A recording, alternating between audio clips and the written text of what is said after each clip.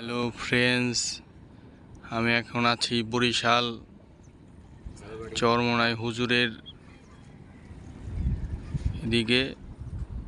এই পাশে ফেরিঘাট, লঞ্চ ঘাট দুইটা একখানে। এই লঞ্চটা এখানে অনেক দিন যাবত রয়েছে। আমরা এখানে এসে নোঙ্গর করছি। আমাদের এই পাশেই চরমোনাই হুজুরের এলাকা। এই যে এখান থেকেই শুরু। ওই যে তার ইটের ভাটা দেখা যায়। আমরা 2024 সালের শীতের সময় এখানে মাল নামাইছি। এখানে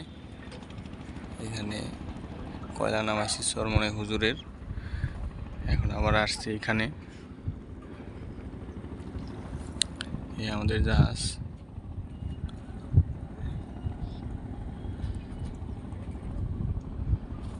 হলো ফেরিঘাট।